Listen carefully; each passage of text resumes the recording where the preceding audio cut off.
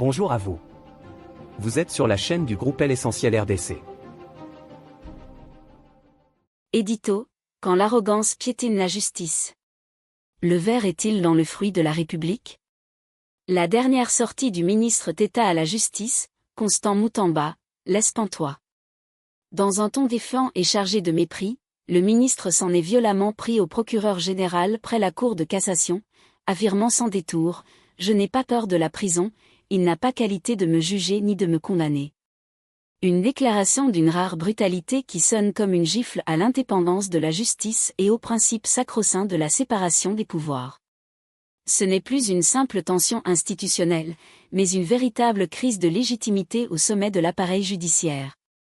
En refusant de répondre à l'invitation du procureur et en interdisant au secrétaire général de la justice d'y donner suite, Constant Mutamba érige le mépris des règles en méthode de gouvernance. Le message est clair. Dans sa lecture des institutions, la fonction ministérielle semble lui octroyer l'immunité, voire l'impunité. Une dérive inquiétante pour un homme censé être le gardien de la légalité. Ce comportement soulève une question de fond. Quel avenir pour l'état de droit en RDC lorsque son premier magistrat politique foule aux pieds les symboles de la justice? En démocratie, nul n'est au-dessus de la loi, et encore moins ceux qui sont chargés de l'appliquer. En s'attaquant frontalement à une autorité judiciaire sans même tenter la voie du dialogue ou du recours légal, Constant Mutamba transforme son ministère en terrain de combat personnel, au détriment de la crédibilité de l'appareil judiciaire.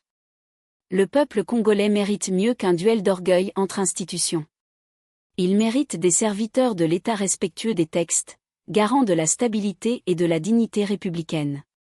Aujourd'hui, c'est la justice qui est humiliée, demain, ce pourrait être la République elle-même.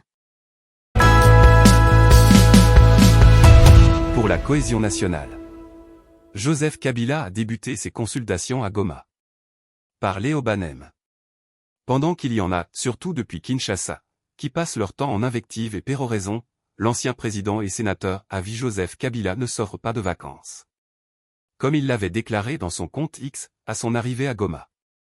Conscient que le pays souffre d'un mal profond qui nécessite de toute urgence une intervention chirurgicale, il a ainsi sans attendre démarré son programme de consultation dans un timing serré pour faire retrouver la cohésion au pays. Il a donc commencé ce jeudi 29 mai ses rencontres avec les confessions religieuses de la place. L'on peut supposer qu'il en sera de même avec la Sanko ECC. La locomotive est ainsi lancée avec sa dynamique que plus rien ne saurait arrêter. L'on doit s'attendre par la suite à beaucoup d'adhésions à ce courant positif en face d'un pays meurtri par une guerre sans fin et son hécatombe.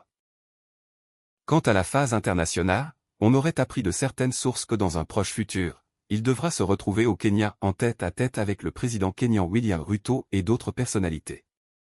Il y a certainement une date prévue pour discuter avec les tenants de l'AFC M23. On a entendu aujourd'hui la mise en place d'une nouvelle plateforme à l'initiative des ténors de l'opposition qui réunirait l'opposition non armée et armée. Peut-être que ce projet rencontrera le plan de J. Kabila qui en passant avait déjà accepté le bien fondé de l'initiative de la Sanko ECC. Nous sommes devant un mouvement de véritable unité nationale, une dynamique qui bat en brèche les prétendues annonces fallacieuses de Kinshasa pour l'union de la nation alors qu'elle a tout fait pour saborder la cohésion en ramenant le pays aux années des considérations tribalo-ethniques. Le gouvernement de Kinshasa a ainsi contribué à la balkanisation du pays, schéma planifié depuis la colonisation belge avec son système de diviser pour mieux régner. D'où il leur fallait à tout prix poser des mines de conflits futurs. Il fallait à tort ou à raison opposer les Congolais aux Congolais. D'où, nous ne pouvons que soutenir quant à nous ces initiatives comme nouveau remède à la division stagnante de cette période de malaise apocalyptique. Mais, en même temps nous demandons à tous beaucoup de modestie et d'effacement de tout ego pour faire réellement triompher l'intérêt du pays et ainsi contrer toute tentation ou mesquinerie partisane qui entretient aisément la corruption et prépare l'échec des bons projets. Comme il est écrit, le malin ne vient que pour diviser et détruire, en flattant l'amour-propre des individus. Or le pays appartient à tous. Et il y a même, par la grâce de Dieu, à boire et à manger. La RDC est donc un pays béni. Un pays d'abondance. Voyez toutes ces richesses diverses qui n'attendent qu'une juste rétribution pour le bonheur de tous. Il ne sert donc à rien de crier par la suite « ma base m'a dit ». Car quand il s'agit d'un pays, C'est l'affaire de toute la nation avec ses multiples tendances et configurations et non l'affaire d'un petit groupe si populaire fut-il. Aussi, prions tous ensemble pour exorciser ce pays de ses démons de division orchestrés, comme en 1960, après la table ronde de Bruxelles, par les convoitises internes de certains leaders politiques et celles externes des multinationales du monde.